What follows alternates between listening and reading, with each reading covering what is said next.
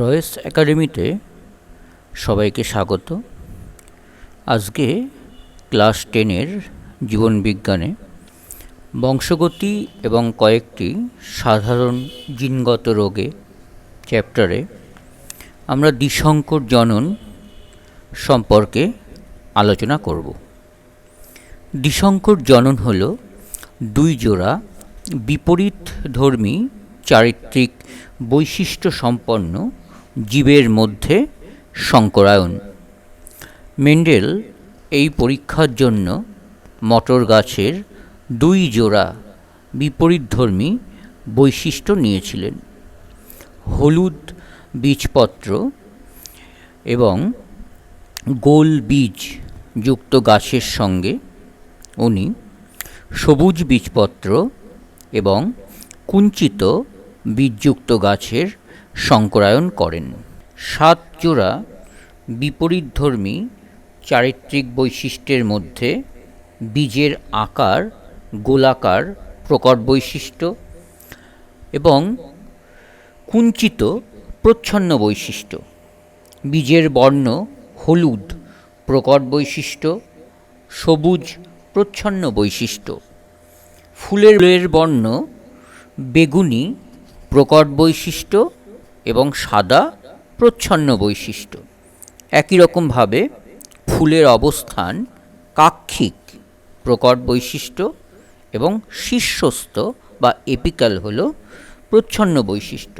এইভাবে ছবিতে আমরা দেখতে পাচ্ছি যে মটর গাছের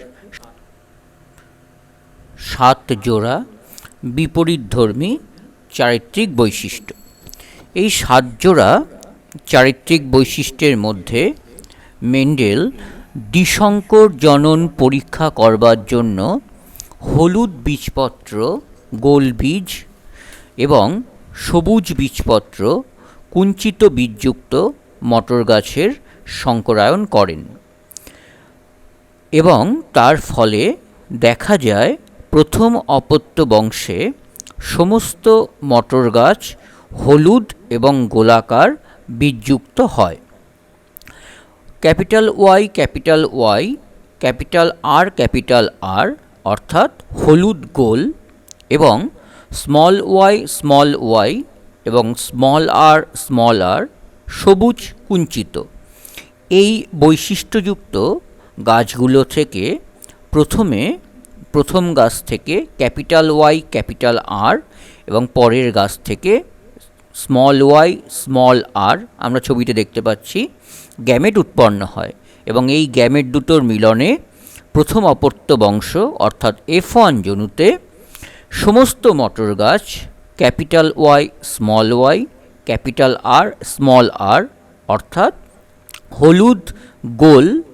হলুদ বীজপত্র এবং গোল বীজযুক্ত মটর গাছ উৎপন্ন হয়। মটর গাছের মধ্যে যখন মেন্ডেল স্বনিষেক ঘটান তখন F1 জেনারেশনে এই যে মটর গাছ তাদের স্বপরাগযোগ বা স্বনিষেকের ফলে 16 রকম বৈশিষ্ট্যযুক্ত 16 রকম জিনোটাইপযুক্ত মটর গাছ উৎপন্ন হয়। ক্যাপিটাল ওয়াই এবং ক্যাপিটাল আর স্মল আর মটর গাছ থেকে 4 রকম গ্যামেট উৎপন্ন হয়। Capital Y small Y capital R এবং স্মল আর। এই 4 রকম গ্যামেট যখন নিজেদের মধ্যে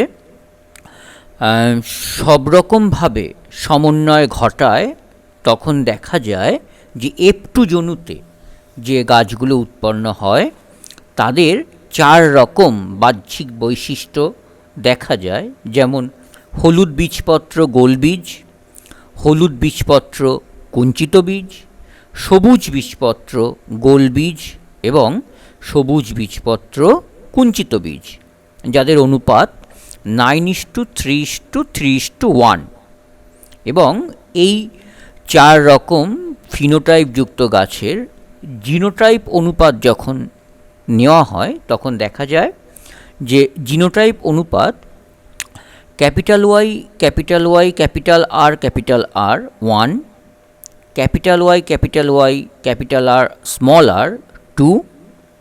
এভাবে সবকটা অনুপাত নিলে দেখা যায় 1:2:2:4, 1:2, 1:2, 1, অর্থাৎ 1:2:4, 1:2, 1:2, 1। তো এই ফিনোটাইপ এবং জিনোটাইপ অনুপাত থেকে মেন্ডেল এই দ্বিসংকর জনন থেকে পাওয়া যে স্বাধীন সঞ্চারণ সূত্র, সেই সিদ্ধান্তে মেন্ডেল আসেন। যদি আমরা জিনোটাইপ অনুপাতগুলো একটু বিস্তারিতভাবে আলোচনা করি, তাহলে এভাবেই আমরা বলতে পারি ক্যাপিটাল ওয়াই ক্যাপিটাল আর একটি, প্রথমটা।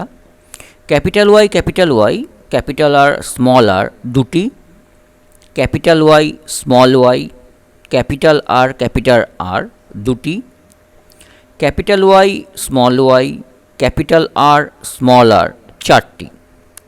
এই যে একটি, দুটি, দুটি, চারটি, অর্থাৎ মোট 9টি। এই 9টি হল হলুদ বীজপত্র গোল বীজ। আবার হলুদ বীজপত্র কুঞ্চিত বীজ এবং বাকিগুলো যদি আমরা পরপর দেখি, তাহলে এই স্বাধীন সঞ্চারণ সূত্র সিদ্ধান্তে মেন্ডেল যে এসেছিলেন সেটা আমরা বুঝতে পারি।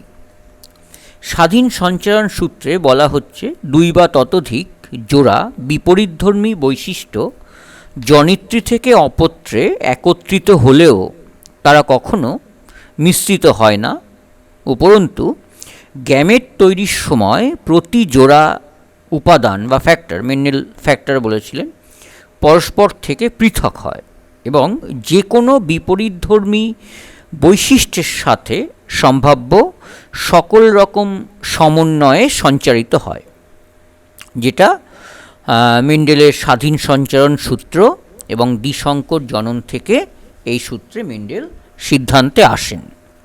কিন্তু লিঙ্কেজ এবং নন ডিসজাংশনের ক্ষেত্রে এই মেন্ডেলের স্বাধীন সঞ্চারণ সূত্র বা স্বাধীন বিন্যাস সূত্র ঘটে না, বা স্বাধীন বিন্যাস সূত্রের ব্যতিক্রম। লিঙ্কেজে দেখা যায় একই ক্রোমোজোমের জিনগুলোর একই সঙ্গে কোনো গ্যামেটে যাওয়ার প্রবণতা, অর্থাৎ লিঙ্কড অবস্থায় গ্যামেটে যাওয়ার প্রবণতা। আবার মিওসিস বিভাজনে যখন গ্যামেট উৎপন্ন হয় তখন নন ডিসজাংশন ঘটে, এবং এই নন ডিসজাংশন ঘটার ফলেই বিভিন্ন কারণে ঘটে, বিশেষ করে ব্রেমতন্তুর গঠনগত ত্রুটির কারণেই সাধারণত ঘটে। তো এই নন ডিসজাংশনের ফলে কি হয়, যখন গ্যামেট তৈরি হয় তখন সমসমস্থ বা হোমোলোগাস ক্রোমোজোমগুলি একই গ্যামেটে চলে যায়। পরবর্তী ভিডিওতে আমরা আলোচনা করব মানুষের লিঙ্গ নির্ধারণ পদ্ধতি।